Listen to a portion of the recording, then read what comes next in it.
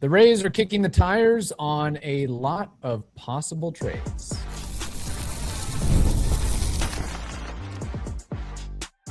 You are Locked On Rays, your daily Tampa Bay Rays podcast. Part of the Locked On Podcast Network, your team every day.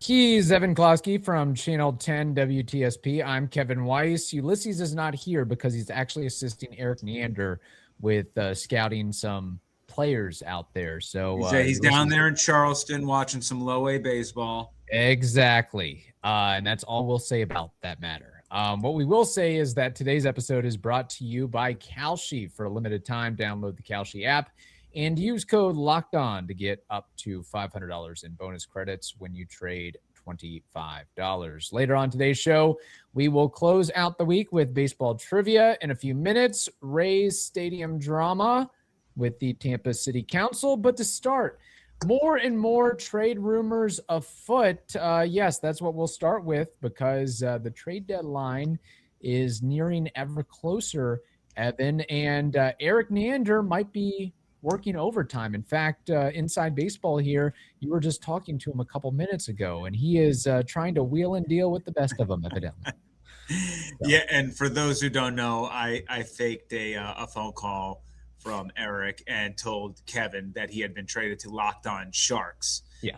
So he's going to be the foremost expert on Macklin Celebrini, which, I believe in you, Kev. Might take you a little bit, but I believe in your. I appreciate that. That might be the worst trade that Erik Neander has ever made happen or transpired. So speaking of that, all jokes aside here, the Rays won today. Shane McClanahan had to exit early. I don't know if that changes or alters the Rays trade plans, but ultimately 30,000-foot view, the Rays are trying to get back to the playoffs for the first time since 2023. They are 20 games over 500. They have a decent enough shot to win the AL East. So, Evan, I guess the question is, you have two options here. One, shock the world with a blockbuster move or two. We've talked about Luis Arraez. We've talked about Tarik Skubal. There's some other guys thrown about. The other option is do what the Rays often do at the trade deadline, which is make a bunch of smaller moves with lesser-known guys who it's kind of a sum of the parts situation. So as of this recording in late July, what do you think the Rays do? Are they going to get that big fish, or is it going to be a bunch of smaller minnows, so to speak? Yeah, I mean, look, it's of my belief and what I know that the Rays are certainly trying. The Rays are out there. They're talking with teams. They are trying to add to this squad and make the requisite push to winning the AL East. Erik sees the standings just like you all, and he definitely wants to support these guys.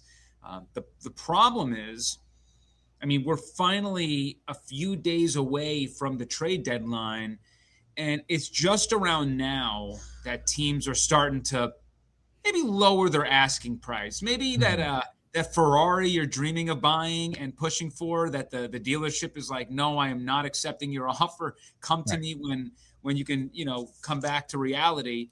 I think those teams that were obvious sellers maybe overplayed their hand a little bit of, we're just going to stick our foot in the ground, and if you don't meet our terms, then I guess, who cares? We're going to stink tomorrow, right? Like it stink 2 weeks ago.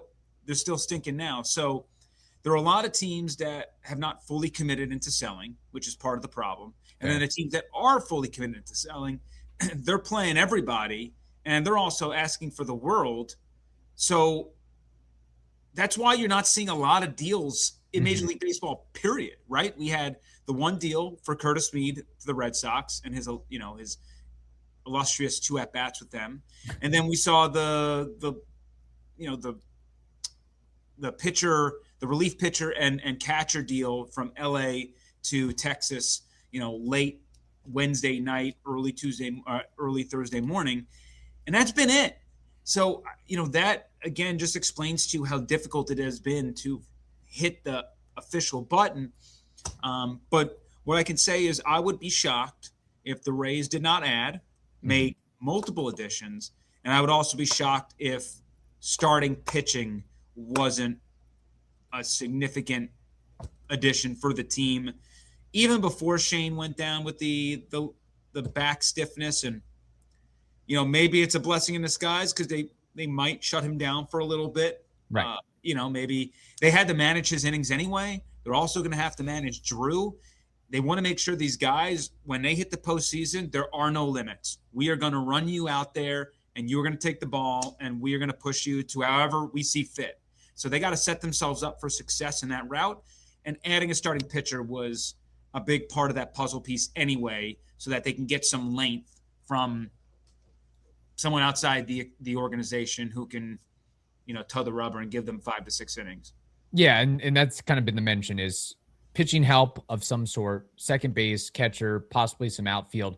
But as far as tempering expectations in terms of starting pitching, are we thinking more Freddie Peralta and less Tarik Skubal? Because again, once a rumor gets thrown out there that, hey, the Rays are making calls about Skubal and Arraez and this guy and that guy, we all tend to get a little bit excited because it's trade season.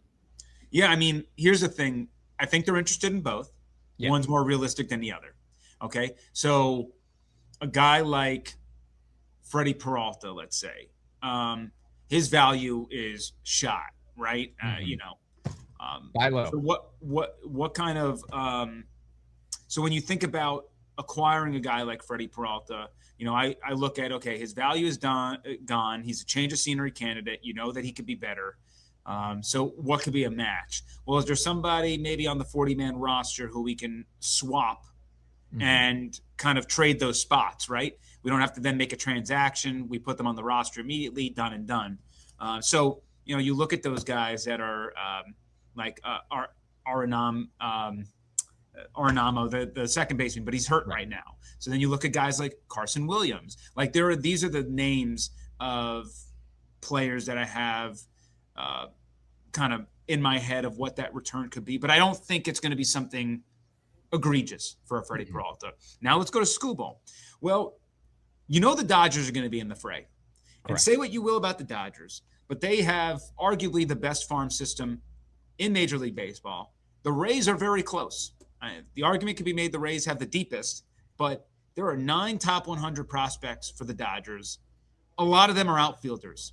Okay. They could trade Hope, who is, I think, like ranked 25th by MLB.com. Let's just use him. They can trade him without blinking. Like, what, obviously a significant prospect, but whatever. They're also going for a 3-peat, which doesn't happen very often. The last time it happened has been 25 years ago. So the Dodgers are chasing history. They're going to be willing to go more all in, especially with the fact that they have a boatload of money in their back pocket, versus the Rays, who, when you think back to the prospects, if one team is throwing in, their top 25 MLB prospect, they're going to go to the Rays and say, hey, we need Gillen, or at least Flewelling/Bodine. And that, Gillen is a really tough sell for me for a rental. The other two, you maybe can convince me, but it's just like, it just feels like the Dodgers are probably going to win again on that one, because objectively speaking, they can put together a package that's going to blow anybody else away. And there is far more risk for the Rays to do that package for a rental than there is for the Dodgers, who won't even lose a wink of sleep to give away those guys. The rich get richer when it comes to the Dodgers. The Rays just trying to get back to the playoffs for the first time since 2023, and they're trying to win a playoff game because I believe they've lost their last 7 playoff games, 2021. Hey, we can thank Curtis Mead for at least snapping that ugly scoreless drought. It was like 30+ innings. No comment. You mentioned a couple prospects, and then we'll move on to Closky on the clock, the much ballyhooed segment for segment 2 here. Erik Neander, yes. I think, did a radio interview, and I don't know, I read kind of a recap of the interview. It seemed to allege or hint that, no Rays prospect is quote unquote untouchable. I mean, do you actually believe that statement, or do you think that there's guys out there that the Rays are just absolutely unwilling to deal, i.e. Theo Gillen? I think the soundbite that he had was, no one's untouchable, but we do have to be careful with some guys, Right. Obviously. And I think the Rays, one of their strengths in general, they are going to do their due diligence and they are going to listen, right? Mm-hmm. They are involved in a lot of conversations, and that's just smart business. That's what you should be doing as a GM. It doesn't matter if I have this preconceived notion that I'm not going to trade Theo Gillen. If someone wants to throw me an offer for what Theo Gillen's going to cost, I'll listen. I'll just say no. Right. So, yes, I do agree with that assessment. But there's a wide spectrum here on what the return would be for a guy like Gillen, Flewelling, Bodine versus maybe, somebody who is, like a Xavier Isaac, Mm-hmm. Rule 5 guy, a very good prospect. Don't get me wrong, but right now not currently a top 10 guy. Immense power, has some swing and miss issues, so on and so forth. But everyone is available. Just depends on what that return is going to be, and then we can kind of discuss from there of okay, like Freddie Peralta, right? Well, Gillen, Flewelling, Bodine, go down the list. All these guys are going to be untouchable in that sort of trade. But C.J. Abrams, I'm willing to listen. I want to see what you got for me and what is possibly palatable. A Zach Neto, that's another guy with tons of control. Like there's just you have to get into the nuance of each trade, and then we can discuss from there. And we're less than a week away from the trade deadline. So I'm sure much more happenings, hopefully, for our sake, podcasters and sports media folk. I mean, we got to have more than Curtis Mead and a reliever and some other guy you could name. I mean, that's our big. I think when it happens, it's going to be an avalanche. It's going to be a flood. Jeff Passan's going to be busy, that's for sure. All right. A lot of flop sweat. Yes. Moving on, Tampa officials, talks of them sabotaging the Rays stadium deal. We'll discuss that and more coming up next.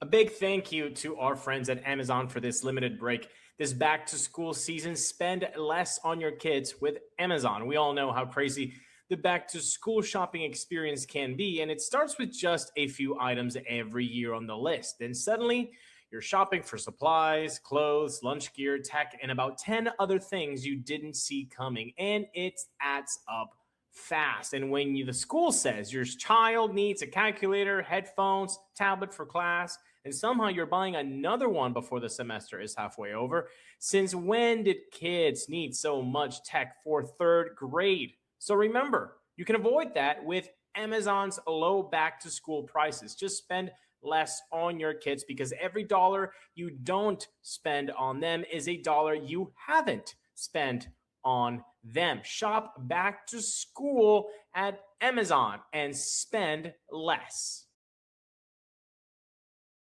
It's time for Closky on the clock.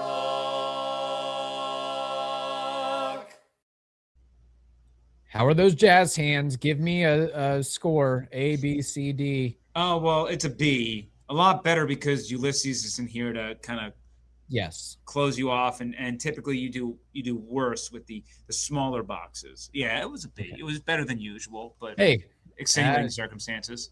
It's like high school, just trying to get a B. If I get a C, I got to answer to the parents. I get a B, I can keep skating away.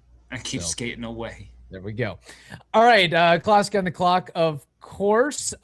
First question in regards to the Rays stadium situation, and what a situation it is. We've heard lots of pushback by the Tampa City Council on the proposed Rays deal. There's been votes, there's been meetings canceled. It seems like they're not as warm to the Rays as Hillsborough County and perhaps the general public.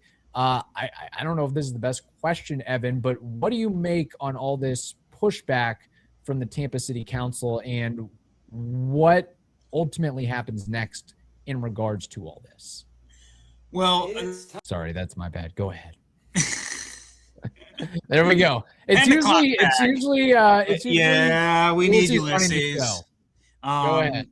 No, I mean, look, the thing is progressing from where that last vote was, or the transmittal. I'll say this: not transmitting that document to the state was an egregious form of politics. And they can all argue whatever they want to argue. It's BS. It was politics. It was straight up politics. There's no ifs, ands, or buts about it. Having said that, they did that to have their voice heard, because there are some members on the city council who don't feel part of the process, like a Bill Carlson, like a Lynn Hertek, like a Guido. So, they did an extreme measure to get the attention of the Rays, to which it looks like it has worked, because Bill Carlson has met with Ken Babby. Ken Babby evidently is going to meet with, all the city council members, all the county members, and something that they probably should have done from the onset. I think there's a little bit of a disconnect between the mayor's office and the city council. There's obviously, again, politics with that, because there's an election coming up. So there's some stuff that I think is legitimate, some stuff where the public is suffering for politics and BS that, kind of a world that I hate talking about and getting involved in, but that's just a reality. But now we wait to hear what kind of relationship the Rays can have with like a Bill Carlson, because it feels like he's probably the swing guy. And if he can come around, then away we go. They gotta, it's complicated to manage why the city is in this position, why they're important. The Rays and the county can go around the city, but it's like walking on glass. It's a tough road to go. You can get through it, but there are going to be some cuts and some pain points. That is the truth, and we're going through some of that right now. Continuing on the stadium subject for a moment, I think is part of the PR campaign that the Rays are going through right now. They put out some renderings, some pretty pictures of how the proposed ballpark is about more than baseball. It's about concerts, graduations, special events, conventions, boxing, pro wrestling. Evan, I assume you saw some of these renderings. Correct. Okay, so you saw some of the renderings.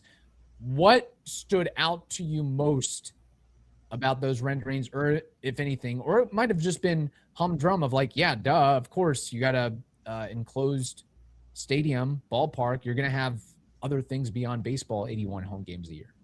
Yeah, I think they're just promoting their, hey, we're much more than a ballpark thing, right? Like they're trying to prove to people, I know this is a game of baseball. I know this is a baseball stadium, but we do a lot more than just put baseball stadiums, or we do a lot more than just play baseball games here. And having some visuals to showcase that, to show the public, hey, there are graduations, we can do concerts, we can do events. Like, those are important visuals to see beyond what we all talk about, which is centralized on a game that's going to be there 81 times a year. Beyond that, I don't know what else comes of it. Like, it is what it is. We've seen a million renderings. I know you all out there are sick and tired of seeing all the renderings. We get it. We know. It comes down to the city really being a part of this project and finally getting it across the finish line. And there's a solution to be had. And we'll see if Ken Babby in the 11th hour here can make it happen with those outstanding votes. We'll see how good he is at shaking hands and kissing babies. At whipping the votes, I think that is true as well. All right, moving on to some on-the-field stuff here. Yandy Díaz, he recently surpassed 1,000 hits for his career in a Rays uniform. I believe he is the 4th player in team history to achieve that mark. With that and all that he's done in his Rays career, illustrious Rays career, do you believe sometime in the future that he will, A, be in the Rays Hall of Fame, and B, have his number retired by the Rays at some point? He will 1,000% be in the Rays Hall of Fame, unequivocally. No doubt in my mind. Having his number retired, I don't know about that. He's going to need to get a couple more years under his – he's going to have to, really be right up there with Evan Longoria in a lot of those categories. There has to be the highest of high bars to have your number retired. Mm-hmm. And while he's going to be in the Hall of Fame, just like Brandon Lau, I think will be there too. Is it number retirement worthy? I don't know. Now, if they make the postseason and Yandy goes on a playoff run to remember, a la like Randy Arozarena back in 2020, then you factor in that performance with his resume with the team. Now you can, and let's say they win a World Series. Now we're talking. Now we got something cooking. But for right now, I think just the Rays Hall of Fame. And I don't even leave it 99%. 100%. He's going to go into the Rays Hall of Fame one day. There we go. Yeah, I think there needs to be a really high bar to have your number ultimately retired. Although this organization is known for hoisting up wild card banners. So who's to say what could happen in the future? Yeah, used to. Okay, so things have changed with the new ownership group here, of course. Final Closky on the clock question before we get to baseball trivia, which I think will be a fun trivia question. I go to a lot of minor league games, and this week I went to a Tampa Tarpons game. Tail Wagon Tuesday, $2 tickets, $2 beer, popcorn, hot dogs, soda, free parking. There we go. You can have a whole experience for. Now we know why he was there. Yeah, and I was, scouting some of the prospects like Ulysses is presently doing right now. There's some good players in A-ball that ultimately are going to become major leaguers. But aside from that, my question is in regards to some new technology that they are testing out in the minors. So, of course, we have the ABS technology, but something that I noticed an experience in the game I went to this week was challenging on check swings. So they can basically, you have a check swing, the batter thinks he didn't make a quote-unquote full swing, he can tap his helmet and have that reviewed. Do you ultimately think something like this is good for the major league level and or will be implemented at the major leagues? It was pretty cool. I'll be honest, just editorializing for a moment. It was pretty cool to see the guy, I can't remember his name, check swings. I'm like, oh yeah, no, he definitely went. And then you look up at the scoreboard and see, wow, it was not a swing. And I think he ultimately got the walk instead of having a strikeout there. Yeah, I mean, look, we all have the ABS system right now. Are any of us upset about that? I think a lot of people, just like the pitch clock, they freaked out and complained before it was implemented. Then you get to see it in action, and you're like, oh, it's not really slowing down the game. It's not really. It's pretty quickly. There's a whole theater around it and whatnot. Yeah, I'm all for it, especially because I think umpires don't know diddly squat about check swings. And that's not against any umpires. I think that's ridiculously hard to figure out in live time, especially from 100 feet away. So if it's quick, if you're able to see it, and we have the technology that can prove whether you went and swung or not, I would love to have that. I think maybe I would prefer it being part of a challenge system.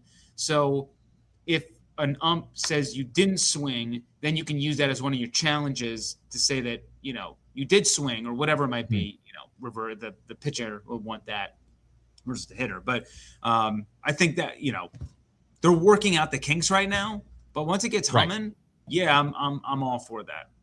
Awesome. Yeah. And I think, look, somebody can check me in the comments, but I think that is how it was utilized in the game I attended, where it would, it's part of the challenge system. Okay. Yeah. Yeah. So, as long as it's you can't be checking, you're checking swings. Doing 20 check swings a game. No, we can't. No. Yeah. And I mean, we were in we stayed up until the 7th, 8th inning, and that was the only check swing that, got it. Okay. Was situated, so to speak. But I was sitting on the first baseline and I was like 99% sure, yeah, he definitely went. And then you look at the review board and it shows, no, he was short by a pretty good margin. And you can see, yeah, that's not an easy call for an umpire in the least. So I would understand a player that, can make that call in that situation. So that might be coming in the majors in a year, 2, 3 years, something like that. Minor leagues, of course, are the testing ground for some of these new technologies. All right, moving on. Final segment, we will have baseball trivia to close out the week. Before we get into today's show, it's time for the Everyday Icon presented by Stance. As the official sock partner of Major League Baseball, Stance knows greatness isn't built in a single moment. It's earned over time through consistency, preparation, and showing up every single day. That's why each week we're recognizing one player whose performance embodies those same qualities. So this week's everyday icon is Ryan Vilade. He had a key home run against the Rangers series earlier this week, and overall, he's exceeded expectations with an OPS above 800. The everyday icon is presented by Stance. Check out the Icon Collection from Stance. Premium comfort, performance, and durability designed for whatever your day brings. Use promo code LOCKEDON at checkout for 20% off your purchase. Stance, the official sock partner of Major League Baseball. You can learn more at stance.com. Make baseball season even more this year. On Kalshi, America's #1 prediction market platform, you can trade on every single game. In fact, the Tampa Bay Rays are presently trading at a 57% probability to beat the White Sox, meaning a $100 trade will pay out $164.76 if the Rays win. On Kalshi, you're trading against peers in a live market, meaning there's no house. And as the probability changes, you can buy in and out of your position. Trade the draft pick, the game, and more on Kalshi. Download the Kalshi app and use code LOCKEDON to get up to $500 in bonus credits when you trade $25. KALSHI, Kalshi, trade on anything. 18 plus only. Restrictions and eligibility requirements apply. Event contract trading involves risk and may not be suitable for all investors. Kalshi products are not available in all jurisdictions.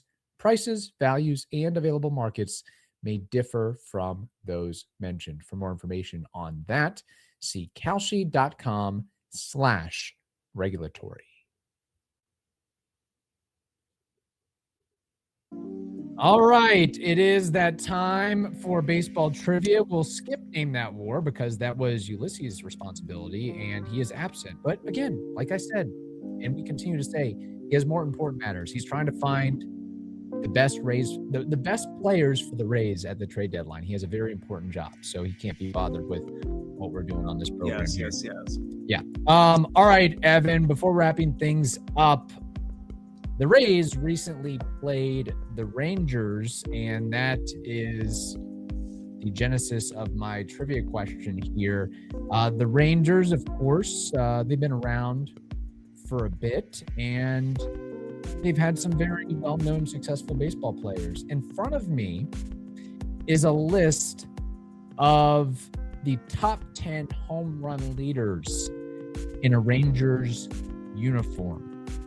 I want you to give me 5 of these names, and I will give you one hint here. It ranges from 156 at the low end to 372 on the high end. Okay. Beltre. Adrian Beltre is number 5 on this list with 199. Palmeiro. Rafael Palmeiro, number 2 on this list in the 300 club, 321. Nelson Cruz. Nelson Cruz, very astute guess. He is number 8 on the list with 157.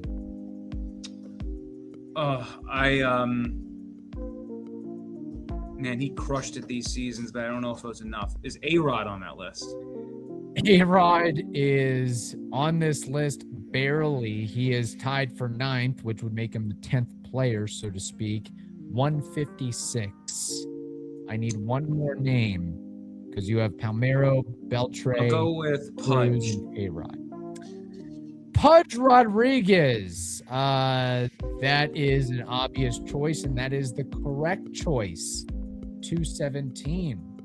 Very good. That is impressive. No strikes. You want to keep going? I had some other names that I left off for maybe later. Would have been like Michael Young, Ian Kinsler. He's on there and he's on there. They're both on there? They're both on there. You're not going to get all these, but you got 7. I'm going to cash out. I'm going to cash out. Like 7 for 7. Yeah. No, you did very good. So number one on this list, who, I think a lot of people forget about, Juan Gonzalez, 372. Oh, man.